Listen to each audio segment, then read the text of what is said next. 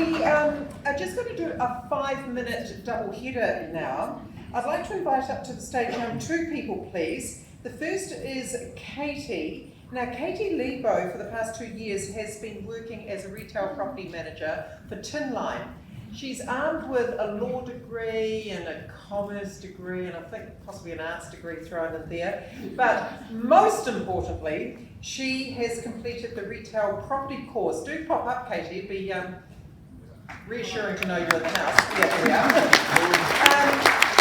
And to ask her a couple of questions about this retail property course is Campbell Barber, and of course Campbell Barber, you all know, he's the chairman of the New Zealand Council of Retail Property. So to talk education, here are these two. 5 minutes, the stage is yours. Thank you very much.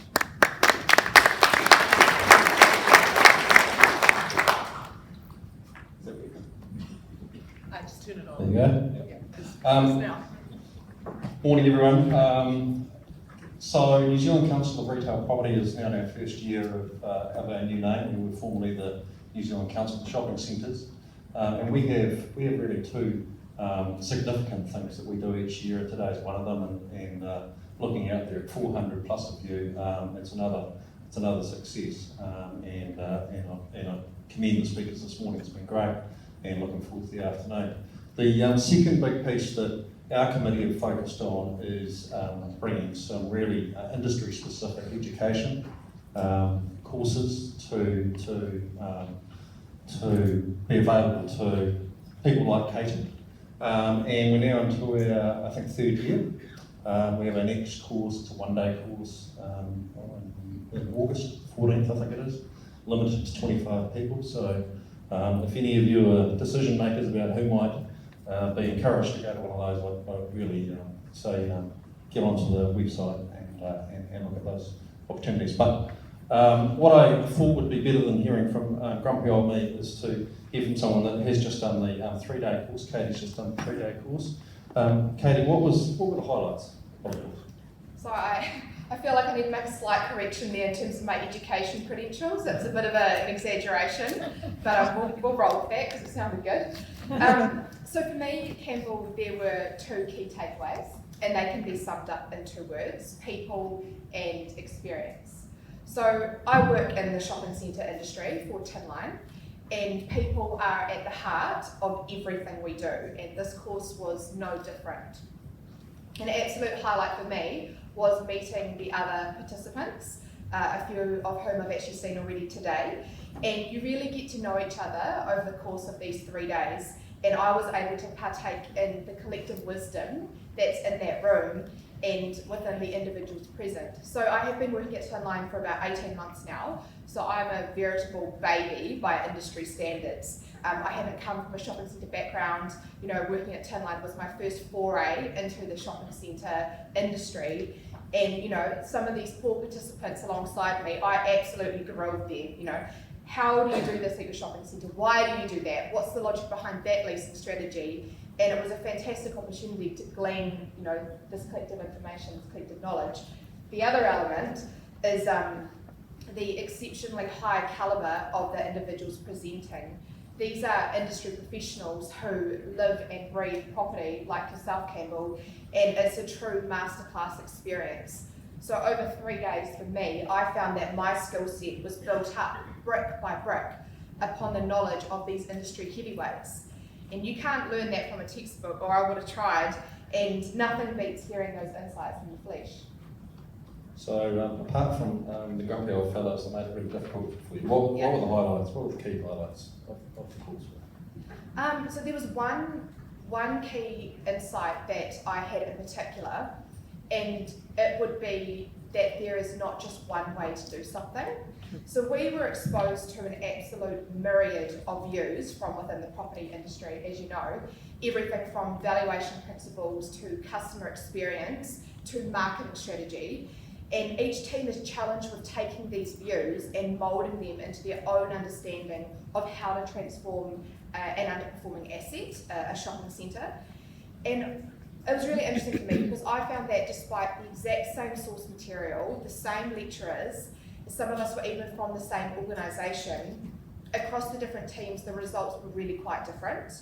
And so for me, this highlighted the endless options there are for not only transforming an asset like a shopping centre, but also on a deeper level about how to approach problem solving in general. And I'm not going to tell you all my secrets or my insights because you're going to have to do the course to get those for yourself.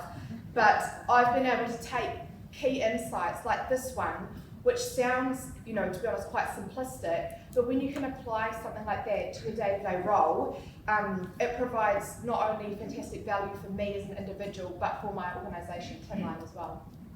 And one of the key things that when we put the course content together, we wanted to make sure it was very challenging, and it's actually pretty confronting for these people. And so what were the sort of key challenges that you found? So when we were talking about this previously, you used an analogy of an outward bound experience, and I'm going to steal that phrase because I think that's exactly what it is. There was one aspect in particular though that I was not expecting. So we spent the best part of 3 days, locked in this room, coming up with our master plan to reinvent our fictitious shopping centre, and we've got to pull this together in a really short space of time. If this was the real world, you'd have weeks, if not months, coming up with this robust asset plan, and we had a matter of hours working with people that we've never laid eyes on before. So emotions are running really high. You're working day and night, people aren't eating, people aren't sleeping, some people are chain smoking, and all of that culminates in this 10-minute presentation that you've literally poured your heart and soul into. And so my team's first, we're really lucky in that respect, and you were there. We stand in front of the judging panel and we do our presentation. So I think we've absolutely, knocked it out of the park. We're going to get a standing, round of applause, and we've done a great job. But then what happens is it's like we've walked into that BBC. You're supposed to be talking people into this.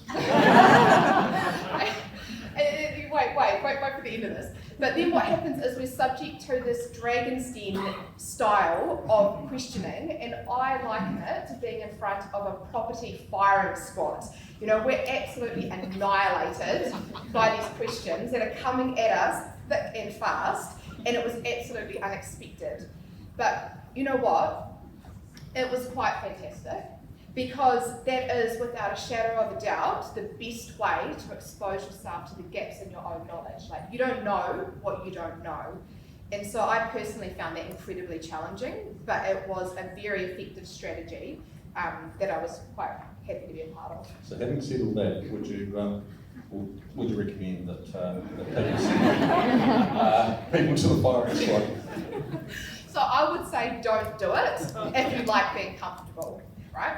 The flip side of that though is that if you want to be challenged, if you want to grow and become a more well-rounded person, not just professionally but personally as well, then absolutely grab the bull by the horns and go for it.